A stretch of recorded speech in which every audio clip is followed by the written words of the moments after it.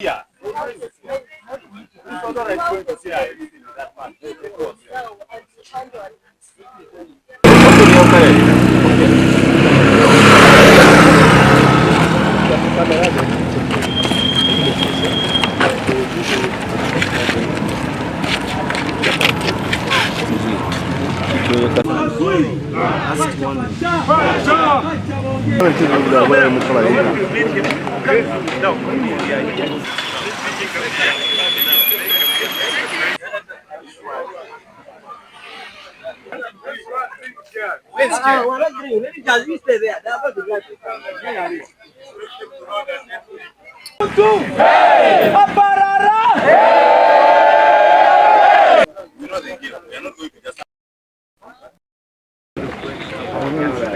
We have not come here to just go away. We have come here because we want to ask. Yes. So there should be a good reason that we have been told. Now we have been blocked from there. That is the right. And let's not bring just commotion. If we bring, if the commotion comes, you know, now let the police come and tell us go away. For us, we have a document to be inside there. Why should we go to the primary? Why should we? We want here so that it gives a picture that we are blocked from the primary. That was supposed to go to the primary. I've traveled all the way from Soroti. I paid my own transport. Yes. And I'm going to pay my transport back. I've paid my money for feeding everything. When I was still a little boy, this land was there. And I'm fighting to see that this land remains there for even my great-grandchildren to find it. Unfortunately, the mafias have come in, and among us here, they are also mixed up. And we are here to even sort out them. We are here to sort out them because they are the ones creating confusion, to make us feel scared that we should not have a meeting where we see a lot of sight in having a meeting. So we are going to sort out them also here because we want everything to move on when we really know that this is the right thing. They are scaring us. We have a document to enter inside to have a meeting officially, but we are blocked from the gate.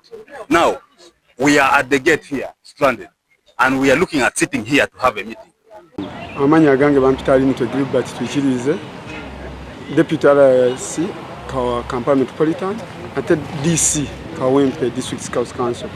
Nze nimwenyamivu nnyo okulaba oyala ayina ennyumba bagimugobyemu kati atuula mu luggya lw'ennyumba ye nga abasikawutu abaana abato bwe banaatulaba wano olowooza kibulikika kitya nga abasikawutu aba elders abamentalinga batudde bweru balemeddwe okuyingira mu ttaka ate ng'ekifo kikuumibwa military police who is the chief of defense force, our beloved General Muhoozi Kainerugaba.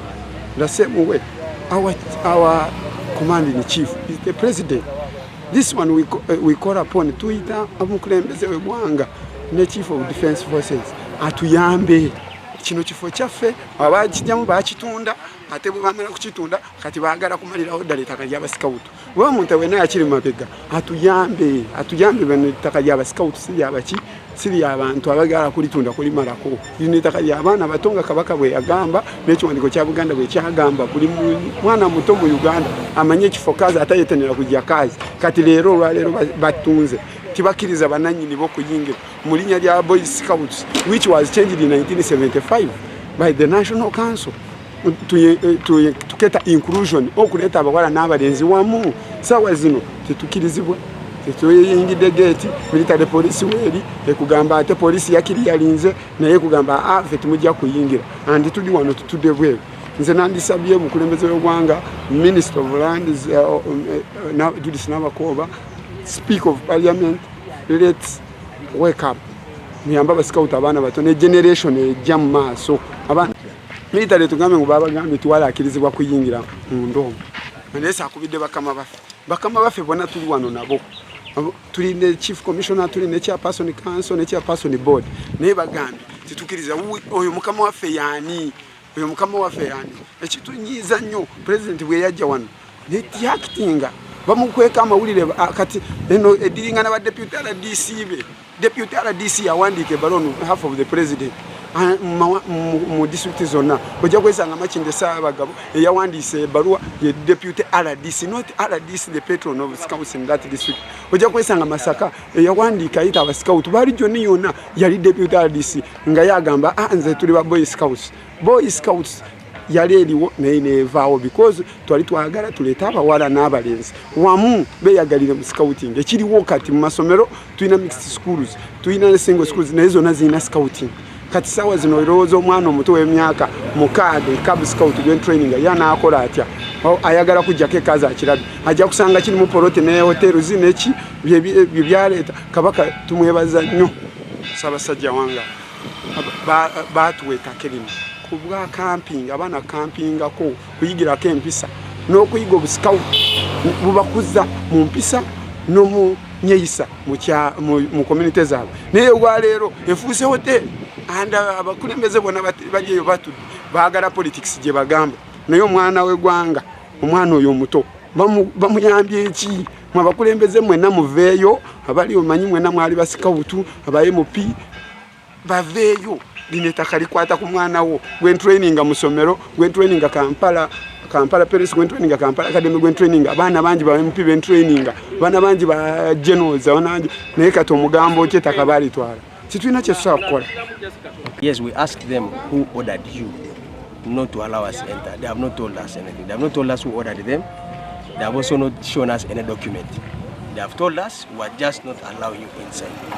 Now what is clear, because normally according to procedure or according to the law, if there is a meeting organized and in case that meeting is not to take place, if there's anybody who is aggrieved, who doesn't want that meeting to take place, one, the person can first write a letter to us and say the meeting you are organizing there, please, we don't want you to hold it. In the alternative, the aggrieved party can file a matter in court and court issues an order, an interim order, stopping us from conducting the meeting. Now we have not got any of this. We have not got any letter stopping us from this meeting. We have not got any order from any court stopping us.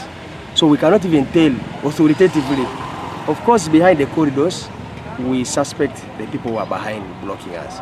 But authoritatively and legally, I may not name the people. Because if there was a document, if there was a letter written, we would see the undersigned.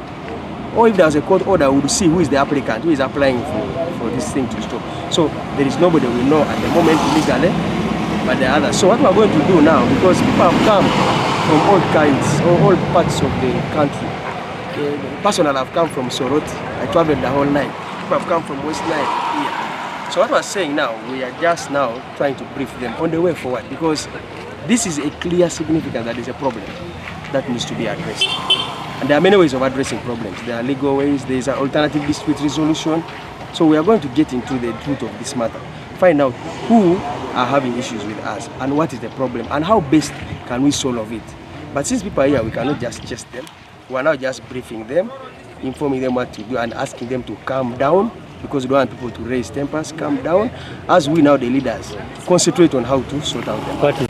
Now the way forward right now, the main way forward is to dig down now into this problem, because this is a clear sign that there is a very big problem. Because by the time you come to your premises, your own land, and then soldiers of the Republic of Uganda People's Defense Forces stop you from the gate with the guns and say you're not entering, that's a clear sign that there's a very big problem. Which problem at the moment, authoritatively, I cannot say what it is. But now our way forward is to get deep into the issue and ascertain what exactly is the problem. Who has caused this? Because we have not been told who has stopped them. Because other people who have issues with us, we have heard of some people who call themselves the Boy Scout Association of Uganda. Okay? There are those who were having issues that they are the legit scouts, not us. But none of them is here. We have not seen any of them at the gate. Because if any of them was at the gate, it would be like you guys. But now instead, it is now instead the soldiers who are here. None of those guys is seen. None of them is here. It is the soldiers that we are seeing saying we have been ordered. And they have not told us who ordered them. So we do not know.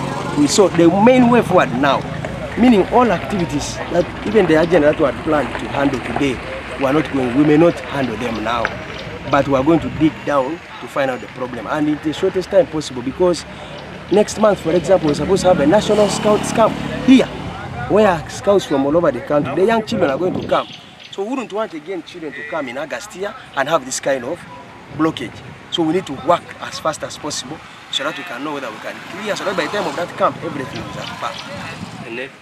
My name is Seno Patrick, the chairperson of the National Scout Board. Scouts commonly call me General Chap Chap. Abali amabega b'ekintu kino era be baganda bafa ba scout abagala okusa embuto zaabwe ne bataagala kukolerera abantu be bali amabega wa kino ekintu wendowooza ate era nga weekiri abamu tubamanyi abamu tetubamanyi naye ngera tukimanyi ne wano omufe we tuyimiridde weebali kubanga abamu babeerawo kukusa mbuto zaabwe obusente buno obutini bwe bugenda okwonoona era nkubiriza abavubuka abali eyo nti ne waba okuwadde kakadde kaleme kukyafuwaza linnya lyo ng'okuze. Erinnya nze Nyiramahoro Alice, Chief Commissioner Uganda Scouts Association. Obuzibu obuli wano fe abasikawutu ennaku zino tubadde twalumbirwako ne gurupu emu ey'abasikawutu abatulwanyisa abaali muffe emyaka gy'emabegaawo naye ku bintu gye bagenze ebikola ebibi kanso ne tubagoba bagira bayimirira ebbali tusooke tubanoonyerezeeko ngeri gye baayonoonamu ebintu by'abasikawutu kati babadde eyo emabega nabo nga beesootinga beepulaninga bwe beegatta ne bamafiyazi ne bajja ennaku z'omwezi nga 24 ogw'omukaaga ne bajja wano e Kaazi ne batulumba ne baasa offices zaffe nga bakozesa enkumbi obunyondo emipanga ne baasa office ne bayingiramu kyanyewunyisa baali bakuumirwa amajje ga military police nga yebakuuma mu kumenya office. Oluvannyuma awo twagenda ne tubuuza commandant kiki kino kye mwakoze okumenya office biki ebyo bo n'agamba bo babadde bakola omulimu gwabwe kakati amajje military police eno wano owekitiibwa his excellence patroni waffe yeyagatuwa gakuume wano e Kaazi ate ge majje ge gamu aga protectinga agakuuma bali abamenya office ge majje ge gamu agatuganye n'olwaleero okuyingira e Kaazi kati ne tubeeraawo nga tetutegeera ensonga zino zonna zivaawa kuba naffe tugezezaako tetutudde okuwandiikako amabaluwa nga tugawandiikira mu maofisi amakulu nga Ministry of Education nga IGP General Police batuyambeko ku bintu bino ebibeera wano nga ffe tetumanyi anaabiriko nva nsaba President ajja tuyamba tutaase ku ttaka lino ery'abasikawutu balimazeewo emiti gyonna giri wansi amapulotisi bagabagabanyisa nga tetubamanyi baani abagatwala abasikawutu abato bagenda kubeerawa bagenda kukampingirawa batugambye bo balina etteeka eriva ku bakama baabwe nabo balina ababakulidde nti bwe babagambye tebatukiriza naye ate tubadde wano n'empapula 2 olumu luvudde ewa IGP ate ne tuluyisa ne Katwe ewa DPC ne batukoneramu stamp ne tubeera n'olupapula olulala lwe twatuula ne commandant ne tulizolovinga n'atukiriza olwaleero tujje tukole meeting yaffe wano e Kaazi kati bwe mutulaba wano nga we mutulaba tuli stranded kuba military police etuganye twalinamu ebintu byaffe kuva olwo ffe tetuyingirangamu leero ndowooza tubadde tujja kufuna omusika tulingirizeeyo oba bikyalimu naye twalinayo computers twalinayo photocopying machine twalinayo TVs 2 ne furniture za office documents byonna ebibeera mu office nga ya kitongole nga tubirina. Basically, it's the previous administration that the scouts themselves voted out in their previous, national councils. So today, we are still going to have a conversation here regardless, because as a scout, for us, we don't surrender. So I just urge the government and the people that are the authorities in the country not to sit down, because the movement that is at stake is the largest youth movement in the world, Uganda inclusive. So we are here not because of our own selfish interests. We are here because of the children that are benefiting from the Scouts program countrywide. Personally, me, I've been privileged to serve on the continental level because of the development that I was given as a young scout in this country. So what is the future of the young people that are in Karamoja, people that are in West Nile? So we are here not for anyone's selfish gain, for those young children that are in those schools going through the Scout program. Thank you. Where is this going to leave you? I have an abiding faith. Scouting is a movement. We've been here for the last 110 years. We will be here after 100 years. And I'm sure all the people that are trying to block us will not be here. So I have an abiding faith. 100 years from today, we will have the same people like us putting on uniforms like us, because Scouting is a movement. No one can stop this movement. Thank you very much. And with the support of our own Honorable Saga, we have gone headway to amend this act of the Boy Scouts and Girl Guides. The first time we went together with the Girl Guides, the second time we went alone. So very soon we are going to be invited so that the legal team can read it for us. So there's a lot of work being done. Number two, we should conclude on the amendments of Uganda Scouts Association Constitution. I think the constitutional exercise, the review exercise, is ongoing. It's about to get concluded. I suggest that we dissolve the development committee, which was constituted with the AGM, that in March 2022, to avoid repeat of unauthorized transactions of assets of the association.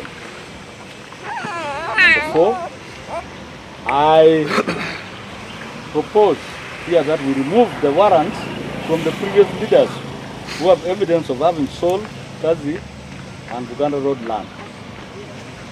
Number four, close the current social media platforms and create new ones and regulate it such that we don't destroy the image of the association and promote brotherhood and sisterhood in Scouting. Because there's a lot that goes on